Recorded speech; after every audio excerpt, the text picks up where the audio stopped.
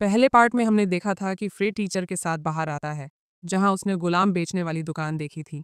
और जब दुकानदार ने छिपा रास्ता खोला तो फ्रे अटैक करके अंदर भागा था और वहां कुछ देखकर चौंक गया था।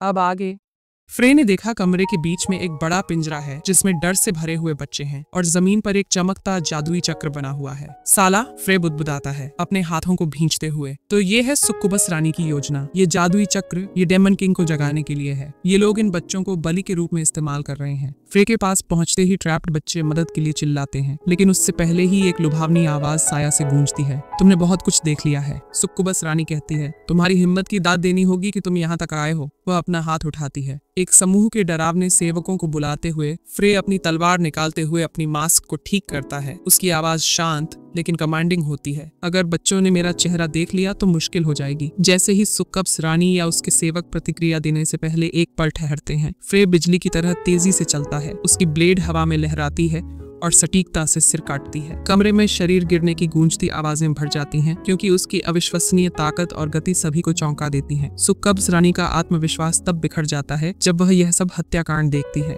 उसकी आवाज कांपती है जैसे वह पीछे हटती है। तुम कौन हो? फ्रे की नजरें उसे चीरती हैं जब वह धीरे धीरे उसकी ओर बढ़ता है।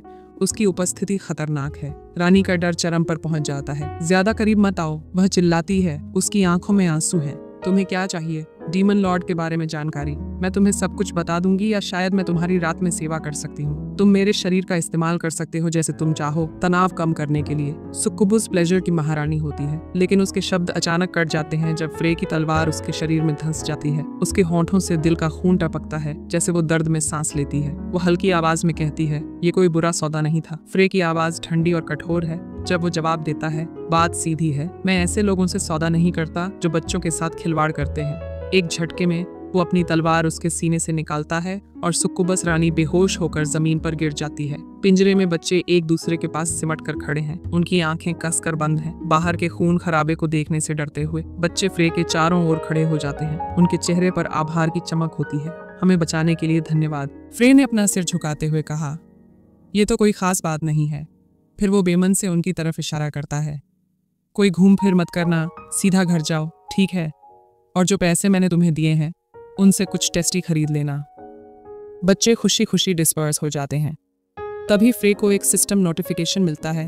क्वेस्ट पूरा हुआ, इनाम, हीरो का हथियार या दुर्लभ वस्तु। वो एक पल के लिए सोच में पड़ जाता है। तभी एक आवाज़ उसे रोक लेती है। माफ़ करना, एक छोटी लड़की उसे बुलाती है। तुम्हें कैसे पता था कि हम वहाँ थे? फ्रे उसकी तरफ देखते हुए सिस्टम ने संभावित क्षमता को पहचाना। प्योर हार्ट नाम की अनजानी जादुई प्रतिभा। वह अंदर ही अंदर सोचता है, तो यह वही लड़की है जिसे पहले पकड़ा गया था। दिलचस्प है, अगर उसकी प्रतिभा को संवार दिया गया तो वह इतिहास बना सकती है। वह अपनी जेब में हाथ डालता है और एक साधारण लेकिन खूबसूरत अंगूठी निकालकर उसे देता है। कहता है, यह लो, यह एक भाग्यशाली ताबीज़ है। लड़की अंगूठी को हैरानी से देखती है। क्यों मैं?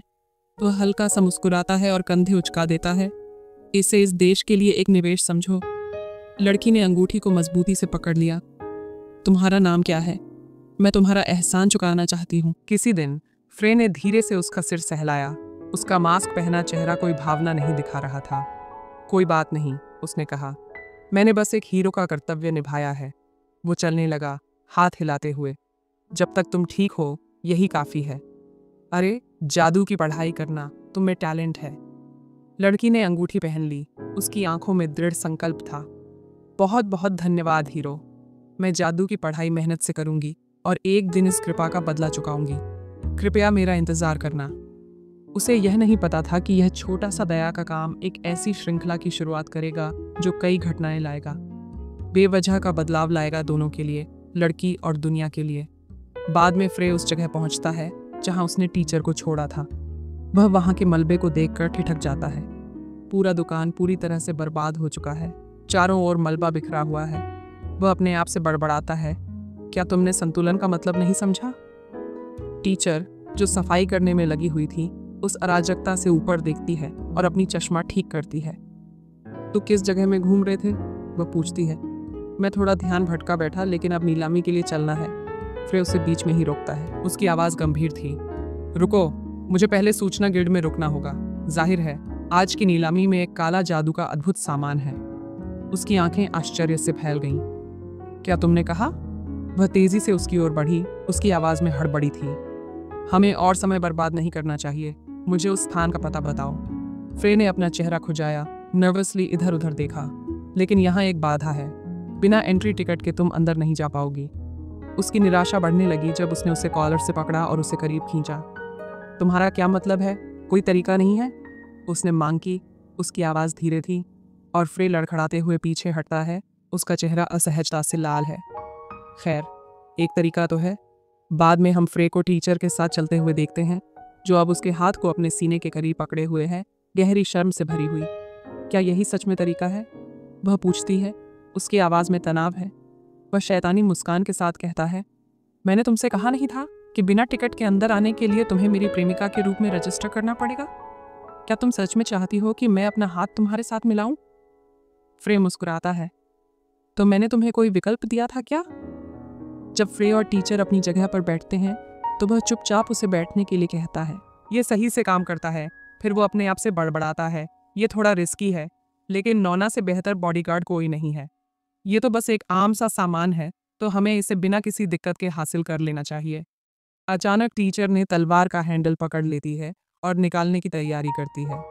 क्या है? ये वही आर्टिफैक्ट है? कहाँ है? वो मांगती है। उसकी आंखें कमरे में घूम रही हैं। तभी सिस्टम में एक नोटिफिकेशन आता है, कानिया यहाँ है। फ्रे एकदम फ्रीज हो जाता है, पजल्ड होकर सोचता है, कानिया यहाँ क्यों है? सब जगह छोड़कर ये ही आई है। फ्रे अपने ख्यालों में खोया हुआ था। तभी एक लाल टोपी वाली लड़की अचानक उसके पास बैठ जाती है। सिस्टम एक और चेतावनी देता है, क्लाना पहचान ली गई।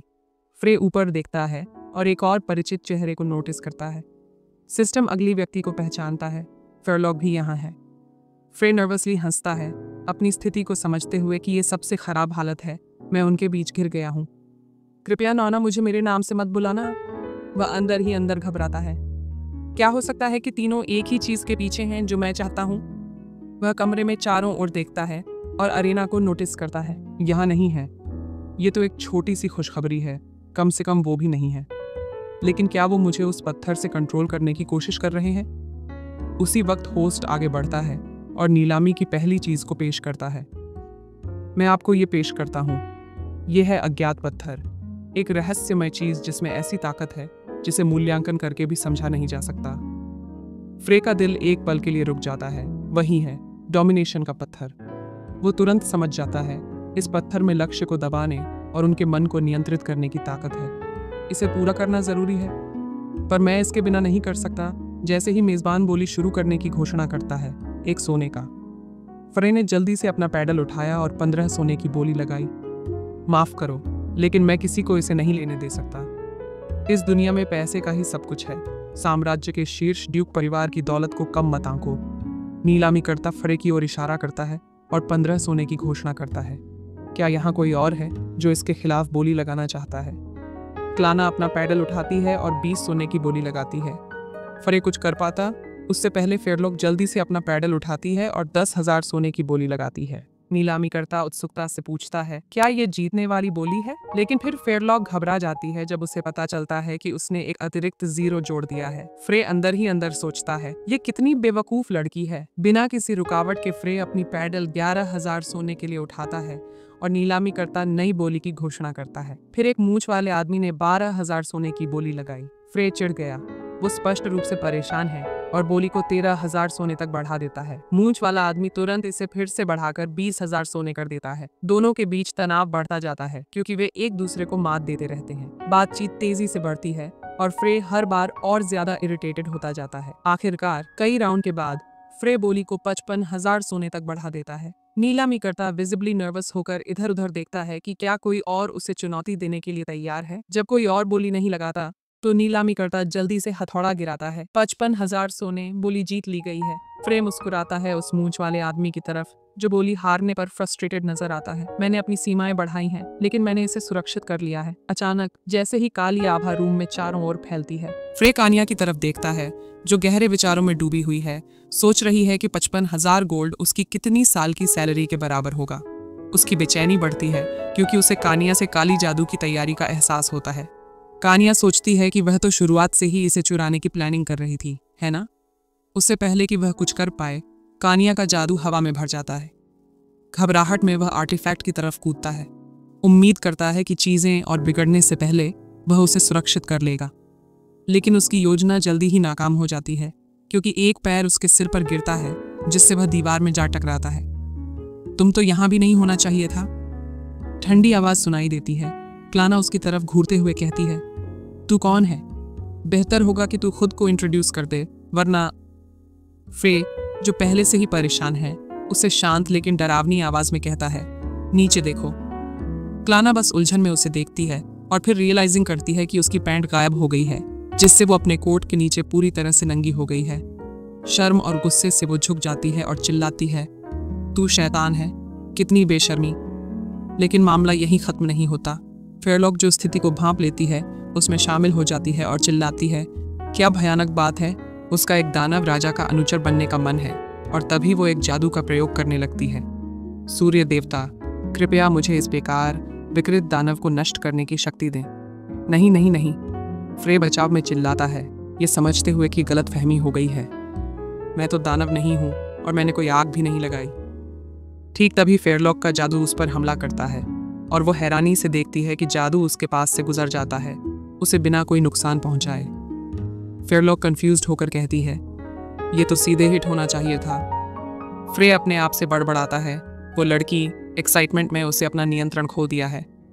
इस बीच क्लाना और फेयरलॉक एक साथ मिलकर जोर से चैंटिंग कर रहे हैं कि यह सूरज देवता का परीक्षण होना चाहिए, मैं इसे अपने पूरे दिल से स्वीकार करूंगी। क्लाना गुस्से में चिल्लाती है, अगर तुम मेरे शरीर की तरफ फिर से देखा तो मैं तुम्हें मार दूंगी।